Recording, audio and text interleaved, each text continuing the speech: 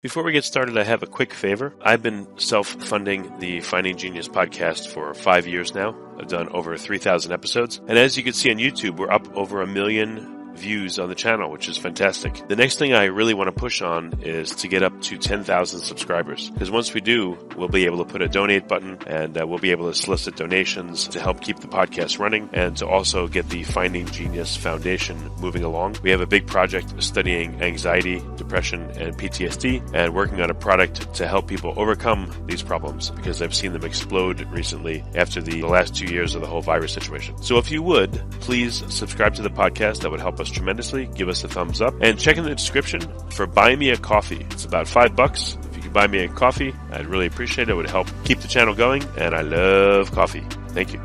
Forget frequently asked questions, common sense, common knowledge, or Google. How about advice from a real genius? 95% of people in any profession are good enough to be qualified and licensed. 5% go above and beyond. They become very good at what they do, but only 0.1% are real geniuses. Richard Jacobs has made it his life's mission to find them for you. He hunts down and interviews geniuses in every field: sleep science, cancer, stem cells, ketogenic diets, and more. Here come the geniuses. This is the Finding Genius Podcast with Richard Jacobs.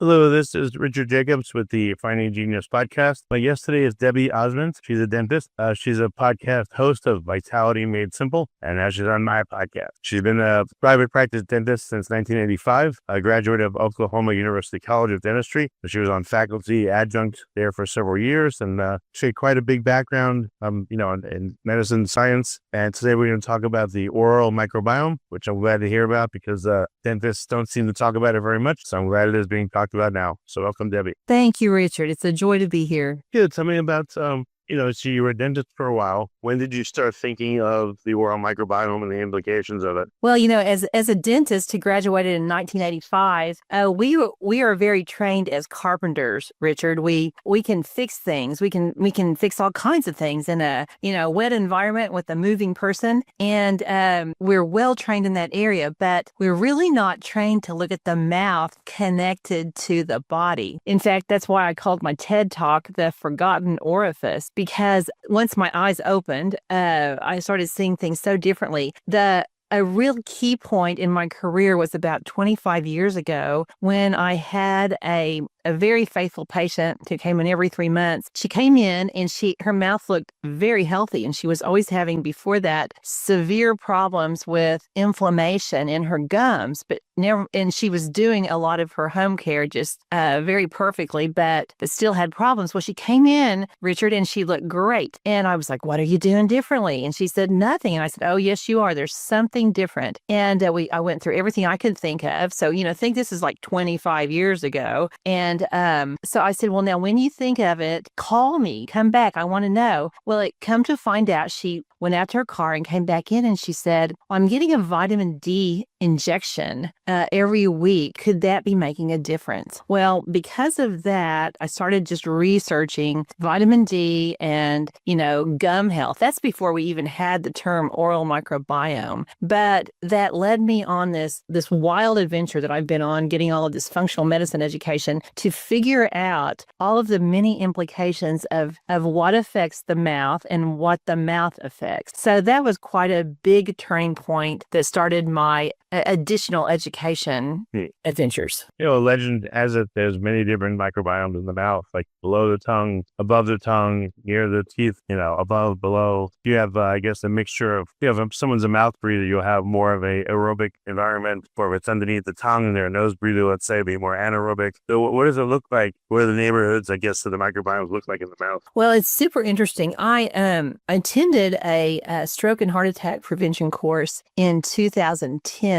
The earliest correlation that we noticed was between oral dysbiosis, in other words, the oral microbiome being off balance. The biggest area was with heart attack and stroke, with vascular inflammation. So, think about the blood vessels are 30 to 60,000 miles, and these oral bugs can cause inflammation all through there. Well, in the mouth, what that looks like is bleeding gums. It's just very simple. If a person has any bleeding in their mouth, then they have overgrowth of bacteria that can cause problems not only in their mouth, Richard, but also throughout their body. And I tell people it's really the teeth that are the last to go. We're so trained to look at teeth, and that those are important, but when it comes to the ecosystem of the oral microbiome, sort of like this rainforest, it really affects the body long before it affects the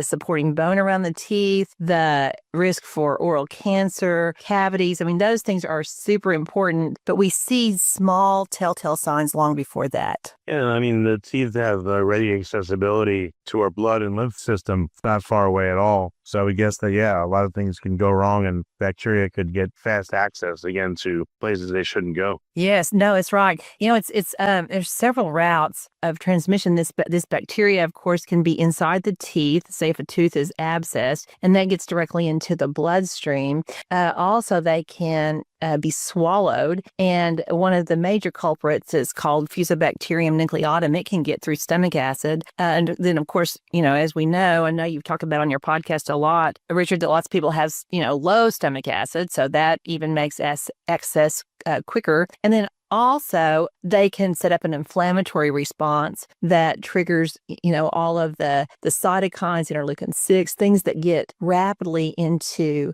the vascular system to cause problems. Well, also, too, if you're, let's say you brush in the day and not the night, or you don't brush adequately, if you eat anything, that stuff's sitting there in your teeth, for hours and hours and hours, and it can gain easy access. I mean, stuff, I guess, bacterial activity would go on all night long with bits of foodstuffs in between your teeth, near your gum line. So it just seems like that would be a time where things would really get to the wrong places pretty quick. No, exactly. And these bacteria love to live in a biofilm. So they live under the gums, between the teeth often, where there's a little concavity. And there they group together and form this protective biofilm that, helps them ward off, all kinds of things. I mean, even places where floss can't quite get to because of the concavity or the nooks and crannies in the teeth. So again, what can you tell about someone's mouth? Let's say I didn't tell you anything. I came and sat in your chair and you looked at my mouth. What could you tell about me if let's say I'm older,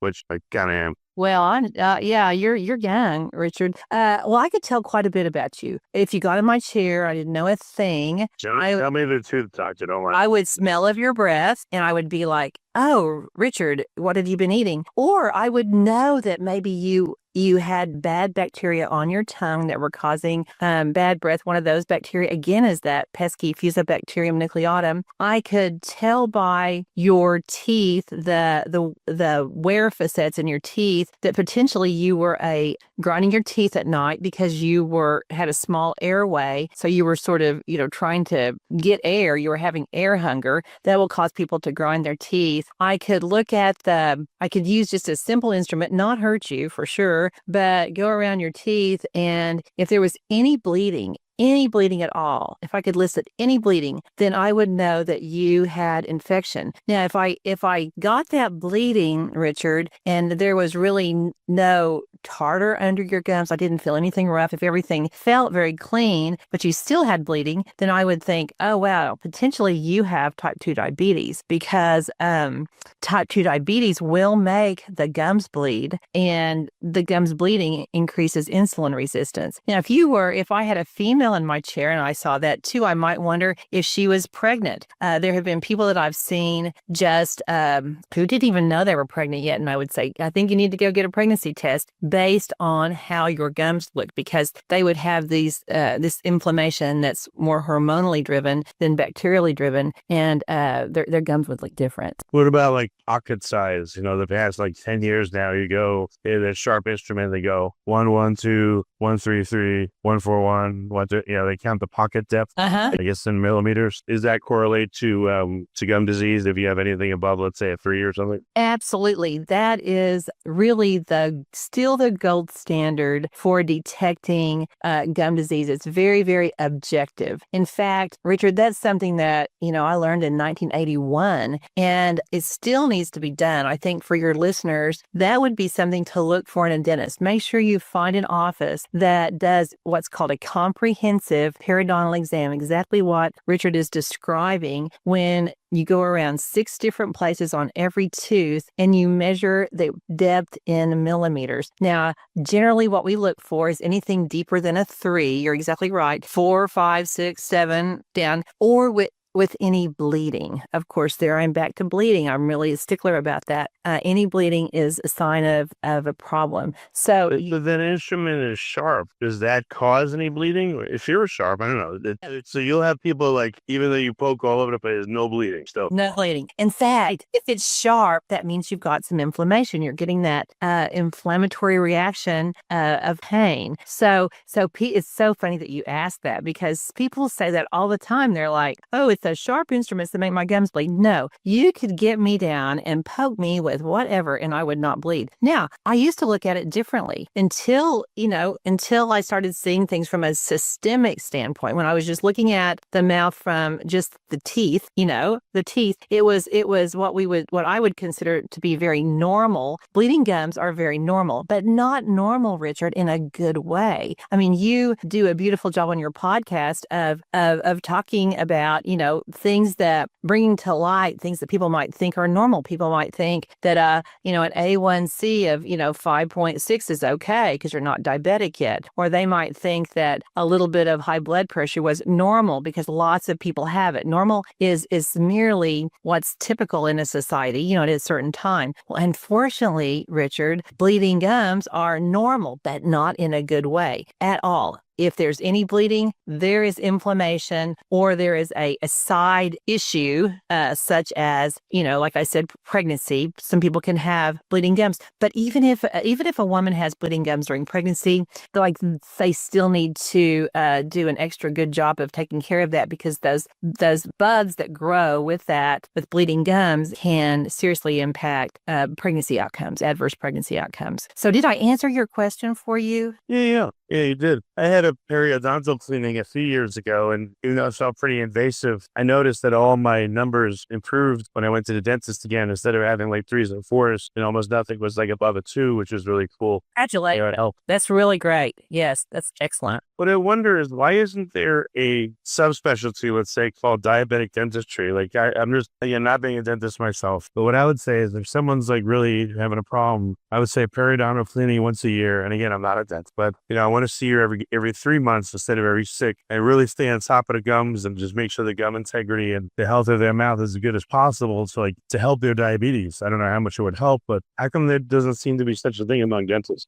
That is a fantastic idea, and there should be. In an office that's really, caring for their patients, then they are seeing those diabetic patients every 3 months. And everybody doesn't always need a deep cleaning, a periodontal cleaning every year, but they need to get it as often as they need it. I mean, I love your term diabetic dentistry, because we consistently see blood sugar numbers drop. We see fasting blood sugar drop. We see A1C drop. We additionally, we see cholesterol numbers get better. Triglycerides improve. We see C-reactive protein improve. I mean, it's amazing what, a simple, good periodontal cleaning will do. And then, to follow that up with good home care. For home care, I really like for people to use some little brushes that get between their teeth that they can scrub under their gums in that area that a toothbrush doesn't get to, and that's hard to get to with floss. It needs to be scrubbed. So I applaud you for having a periodontal cleaning, and then 3 months for anybody that has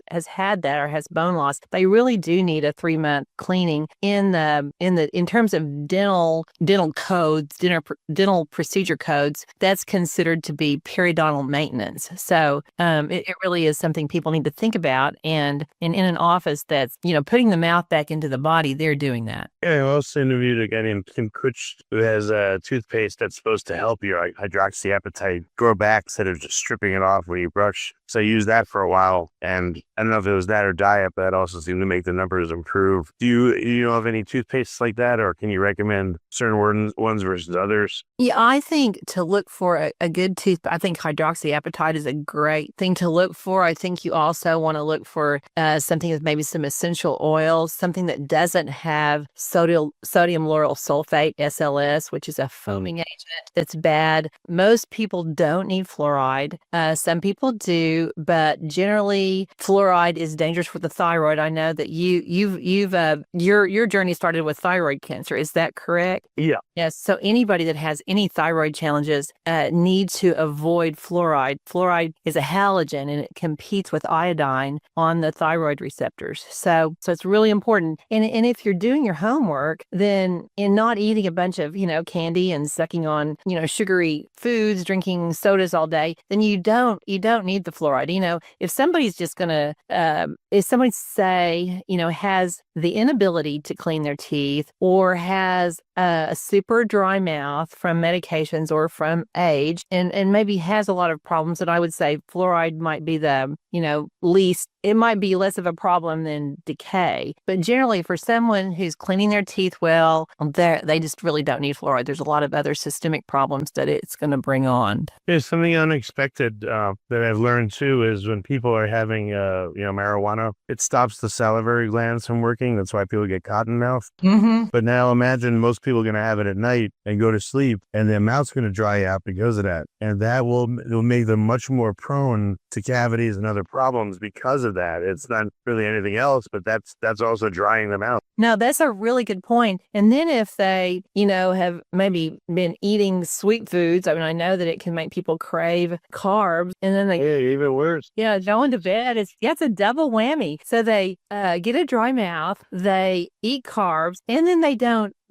feel, they're not cognitively aware of brushing their teeth maybe. So you've got to, 3 strikes and you're out. You can have a real problem, Richard. That's a good point. I haven't really never thought about that angle. Yeah, it's just another thing that's that I've observed and that's come up. I saw one Australian study. They said one simple thing to do is at night, just switch with, brush your teeth, but then switch with like distilled water. They have a little bit beside your bedside because then all night, again, your mouth is not acidified. And if you need to take sips of water during the night, it's not going to acidify it. And you'll at least get 8 hours where stuff can grow back. The hydroxyapatite in your mouth can heal. It's not under continuous assault by, again, dryness or sugars or other things like that or decay. Yeah, no, that's a terrific idea. I also recommend that my patients sort of make their own mouthwash with naturally harvested sea salt. I know there's a lot of good brands out there. I like Baja Gold. It's a naturally harvested sea salt that, doesn't have any fake ingredients, and it just has all the natural minerals from the sea. And so I have them use that for mouthwash because it will help maintain pH in the mouth and it doesn't kill off the good bacteria. One problem, which I know you've talked about on your podcast, is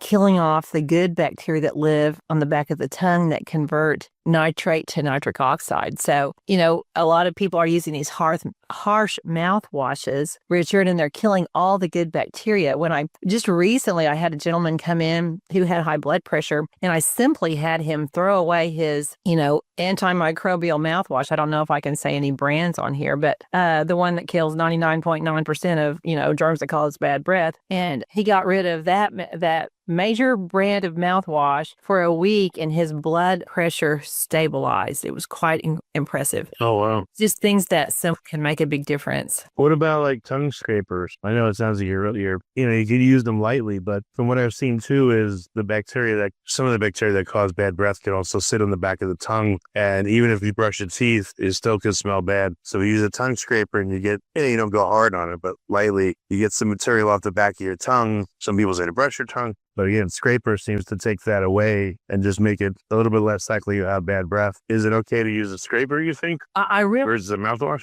No, yeah.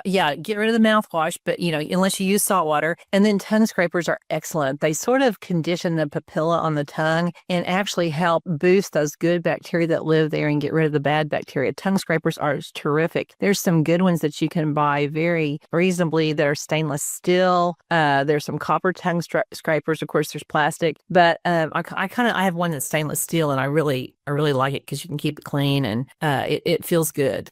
So it goes back to when someone's in the chair, so you could tell can you tell if they have sleep apnea? You could tell possibly if they have diabetes. I guess maybe sleep apnea issues. Like what else can you tell and refer them out for? Well, one thing we do for each patient is take a 3D cone beam x-ray. And so that's not just a clinical exam. Of course, that's a radiographic exam. But with the technology that we have, we can actually measure the airway. So we can get a very objective view of what their airway looks like. And it's just pretty amazing because, my health history, I have brain fog, and I have a lot of questions I'm asking people, and so many things that they answer correlate with that small airway. They're not getting good sleep. They're having brain fog. They're just generally having fatigue. But another thing, clinically, like doing an exam, I can see where people have crowns on their teeth, crowns or veneers or, dental work. Often a crown is put on a tooth because it has a root canal. So it's super important to evaluate that root canal via a 3D x-ray. If your listeners, one of the main things I would like them to know today, besides bleeding gums matter, is that root canals really matter. It's important to have them evaluated. All root canals are not bad, but root canals generally, Richard, are teeth on probation, and they are taxidermied teeth. And, sort of like the dead plant in the garden. That's where all the buds hang. It's root canal teeth attract some very bad oral pathogens. One of those oral pathogens that I find a lot in a failing root canal is called Treponema denticola. Now, Treponema, that's a spirochete. And we hear about spirochetes. Syphilis is a spirochete. This is not syphilis, but it's a cousin. They look alike, and they have a kind of a corkscrew shape design. And these bacteria that proliferate in root canals move to other parts of the body. They get into the bloodstream, Richard, and they can move to the blood-brain barrier. They can move to all parts of the body where they do tremendous damage. And that particular class of oral pathogens is transmissible. So it's transmissible, transkissable. So you can, conceivably pass it around, anybody that you're eating after, anybody that you kiss. It's really a big deal. So on a 3D x-ray, a practitioner who has learned to read a 3D can look at that root canal tooth in all three planes. So front to back, side to side, top to bottom. Very different than a 2D x-ray. On a 2D x-ray, something can really be covered up. And where I often see a lot of problems is on the root that's like on the top molars, they have 3 roots, and there's 2 roots in front and 1 in the back. And the root in the back often has a big abscess around it, a lesion around it that can be painless, but is harboring those bad bacteria, Treponema, as well as some other bacteria. It's pretty crazy. In fact, today I just came from clinic to get to talk to you, and I saw 2 different patients who both had root canals and both had breast cancer. Now, these root canals, this bacteria and their toxic byproducts drain into the blood system, and they drain into the sentinel node of the breast. So we often see like an infected root canal and then a breast tumor on the same side. And these teeth are, the body's connected. It's, the mouth, my TED Talk's the forgotten orifice, but the mouth is connected to everything. And the body's very connected electrically, which we call by meridians. So the upper molars are actually connected to the breast as well as some other areas of the body. And then another area I see often is root canals in lower molars. It's like those molars that we got when we were little kids are the ones that often have root canals. That's connected to the gut. So I see too much colon cancer and a heck of a lot of gut problems. And so those root canals have to be evaluated because they're part of the problem. I would not say, Richard, they're the whole problem, but they're a part of the problem.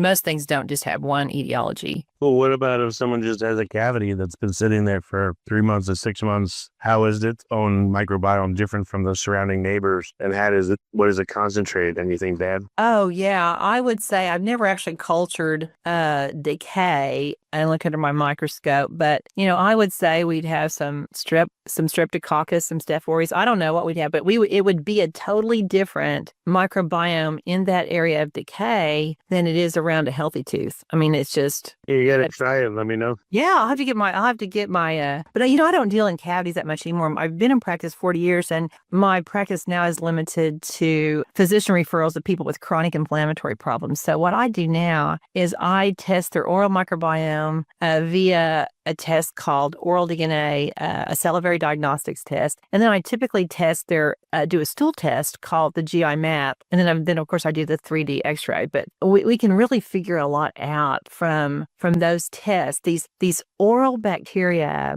specifically Fusobacterium nucleatum, has an affinity for the gut. And in the gut, it just disrupts everything. It can cause irritable bowel syndrome. And I say cause, knowing that I'm saying cause. It contributes to colorectal cancer. And a lot of researchers have written to me since the TED Talk to say that they believe it causes colorectal cancer because Fusobacterium nucleatum is found inside approaching half of the colorectal tumors. But what's super interesting for your listeners to know, Richard, is that this oral bacteria that travels to the gut that can be measured in the gut, it can cause a colorectal cancer tumor to be resistant to at least two major kinds of chemotherapy. This oral bacteria, renders these colorectal tumors resistant to 5-fluorouracil and cisplatin. A recent study I read said that potentially it makes them resistant to oxyplatin too. So a lot of people who are undergoing cancer treatment for colorectal tumors are having those drugs. They're specifically having 5-fluorouracil. You'll see that called 5-FU, as well as cisplatin. So we've had some very good outcomes with helping people who are going through chemotherapy have their chemotherapy be a lot more effective when their mouth gets healthy and when their gut gets healthy. It's just so rewarding, Richard. I guess, yeah, it's a way for you to affect positively a lot of conditions you have without being really invasive. Just better brushing, tongue scraper, go to the dentist, maybe a periodontal cleaning, all that other stuff, getting root canals looked at. Like, here's another thing too. So when someone gets a root canal, I figure they're like, all right, that's the end of it. I don't have to worry ever again. But what's the reality of it? Should root canals have their own protocol where they're monitored for structure and decay, like once a year at least? Or like what gets done? You're very insightful. I would say for someone who takes good care of their mouth, they should have a 3D x-ray every 2 years or so. I mean, that's not a hard and fast rule, but just to be evaluated regularly, they should also, be getting this comprehensive periodontal exam, this measurement that you and I talked about, where they go around the tooth. A lot of times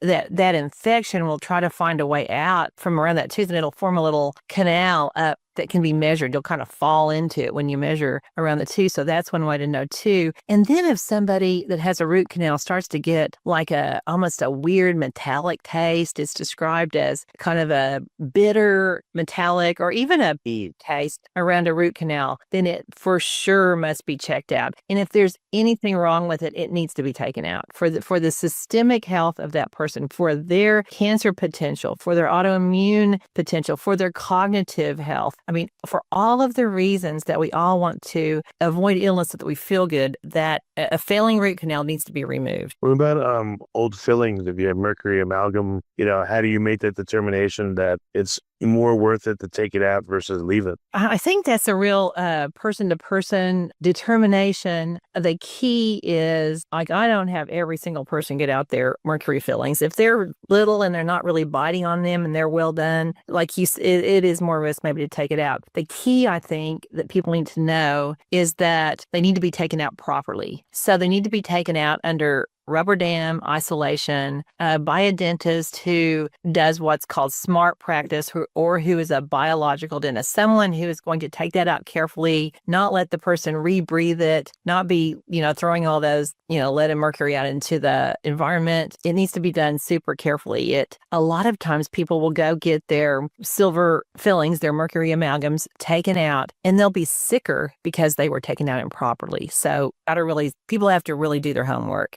So if someone goes to a typical dentist, how do they get a real full assessment of everything going on in their mouth? Are they supposed to, or dentists just will kind of just focus on like, oh, with the cavity, we'll drill it, or the cleaning will do, and if it's anything else, we ship it out to a endodontist, periodontist, this odontist, that odontist. Well, I think people need that is a great question and a loaded question, Richard, because people have to be super discerning these days to find a dentist who really is going to do more than just say, "Oh, you look fine. See you in 6 months," or you need a crown. No, you want to find someone who's really gone to more training and maybe look for a biological dentist. I office with a biological dentist. I am not a biological dentist, but she's been to training through IAOMT. I'm not even going to be able to tell you what that stands for, but there are a lot of biological dental training courses that people can go to. But people still need to ask questions. They need to know for themselves, the risk and benefits of different things in the dental office. I think one place people can start. I'm 40 years out of school, have seen a lot of patients, and I have a free online course that it's 100% free. It's a labor of love. It's called Upstream Gut Health. It's just on my website, drdebbieozment.com. And if you could link that in your show notes, because I have a little module in there to say questions to ask your dentist, things to look for in a dental office. I mean, when you go to the dentist, your life depends on a really good, thorough exam and competent care. It really does.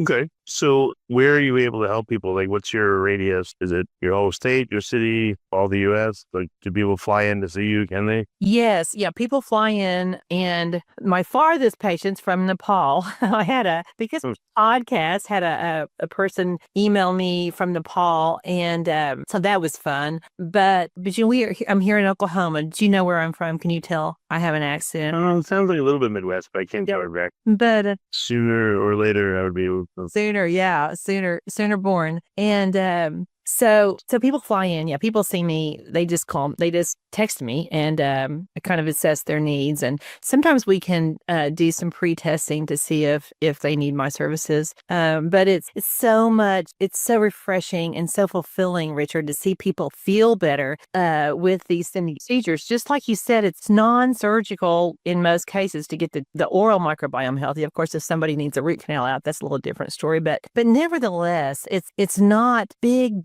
things. It's not big expensive things. And getting your oral microbiome and your gut microbiome healthy, that's your immune health. And I tell people, we don't know the snake that doesn't bite us. We don't know what we avoid by keeping things in balance. Yeah, makes sense. So I guess last question, what do you see as the future of dentistry? What's it going to look like for the next 5-10 years? Boy, that's a great question. I think it's going to be very polarized, Richard. I think there's going to be, people who are like, I use ozone in my practice. I use a laser in my practice. I use the 3D cone beam in my practice. I think there's going to be dentists who are learning these new technologies and looking at the body as a whole, addressing these chronic inflammatory problems that are plaguing so many people. I mean, we know there's an increase in colorectal cancer. We know heart disease is wildly crazy. We know autoimmunity is on the rise. We know that people are getting sicker and sicker, younger ages. I mean, cognitive decline. I can help people, with their memory. I interviewed Dr. Dale Bredesen on my podcast, and we He's cool. Isn't he cool? He's so nice. And we talked about his Recode program. There's actually a cardiologist here in town who is part of his Recode program. So that cardiologist sends patients to me and we test their oral microbiome. There's a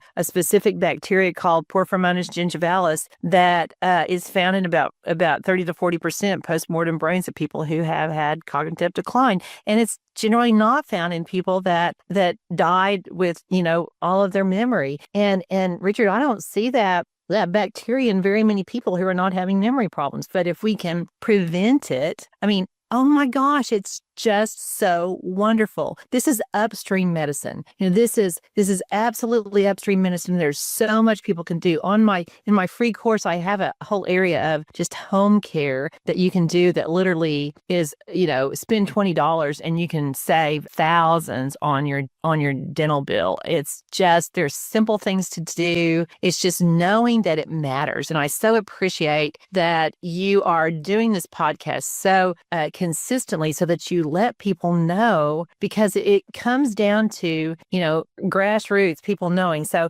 to answer your question more fully, it's going to polarize. People are going to have to find these dental care practitioners who are more prevention oriented, or it's going to people who are just, let's just watch that until it gets worse. And then, let's just do what your insurance pays. I mean, unfortunately, dental insurance, like medical insurance, hasn't really caught up to prevention. Yeah, you layer that in on top of, good or bad care, and who knows what you get. But I understand. Right. No, it's so wild. It's, I would ask your listeners to listen to Vitality Made Simple. I'm loving to interview people. Isn't it fun to interview people, Richard? It's so much fun. And I love it. You've done thousands of interviews, and maybe my teeth have been altered by it. Who knows? I bet. Well, yeah. Just think how much healthier you are with this. I just do a weekly podcast. I think we've got 230 some episodes, and every week I'm learning something. Now, and learning something simple. The woman that's on this week, we talked to the physician, talked about grounding, and just all the simple ways for people to go out and just harness the electricity,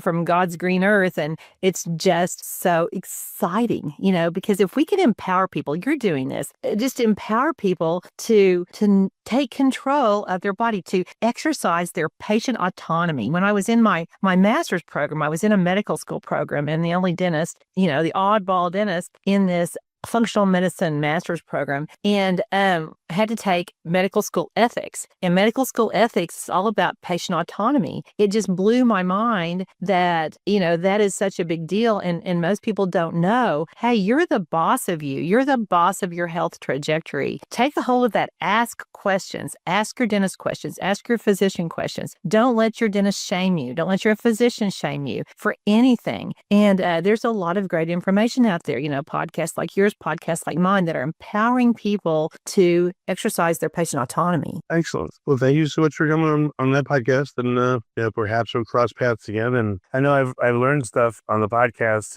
this one and other ones that I think has helped improve my health, my family's health, and hopefully improve my life quite a bit. I believe so. So I hope listeners get the same thing out of this, and that they listen to your podcast too. Thank you. Thank you so much. If you like this podcast, please click the link in the description to subscribe and review us on iTunes. You've been listening to the Finding Genius podcast with Richard Jacobs. If you like what you hear, be sure to review and subscribe to the Finding Genius podcast on iTunes or wherever you listen to podcasts. And want to be smarter than everybody else? Become a premium member at findinggeniuspodcast.com. This podcast is for information only. No advice of any kind is being given. Any action you take or don't take as a result of listening is your sole responsibility. Consult professionals when advice is needed.